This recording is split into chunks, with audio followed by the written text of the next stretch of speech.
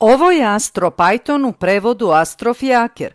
U klipu koji sledi slušate horoskop za januar, februar i mart 2024. godine za osobe koje imaju znak ili podznak u biku.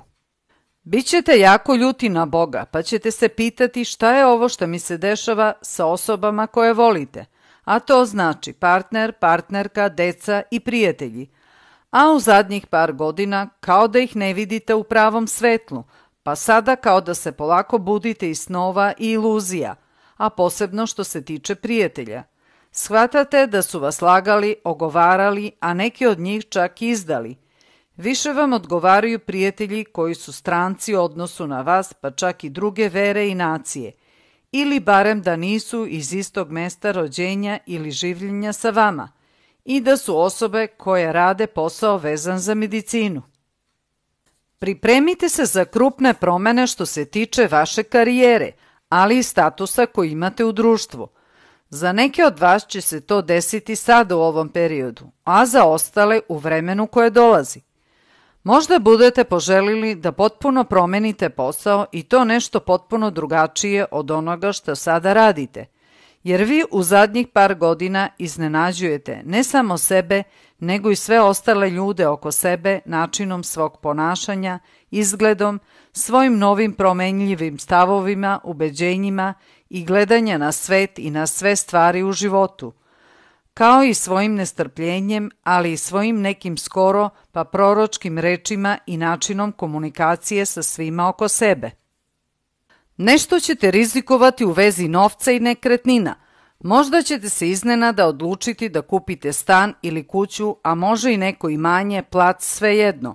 Sada imate sreće, a posebno ako rizikujete što se tiče novca, investicija, osiguranja, kredita, nekretnina i sl. Samo bolje ćete uspeti u svemu tome ako je neka vaša nova ideja. Znači, samo ako je nešto novo i ako je u pitanju veliki rizik, onda ćete zaraditi više novca i bit će povoljno za vas da investirate, da kupite, prodate svejedno. Što se ljubavi tiče u ovom periodu, postoji mogućnost da uđete u tajnu ljubavnu vezu sa osobom koju upoznajete preko svog ili preko njenog, to jest njegovog posla, ili zajedno radite u istoj firmi ili u istoj branši.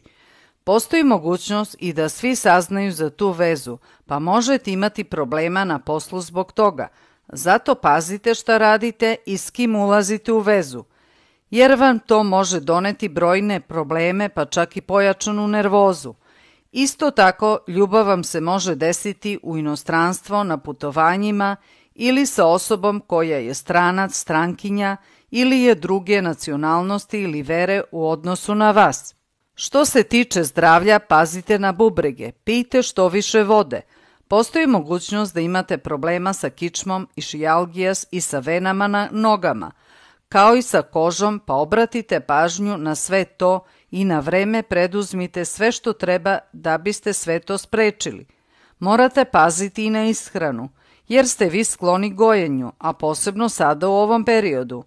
Ne preporučuju vam se ni post ni rigorozne dijete, nego samo umerenost u jelu i piću.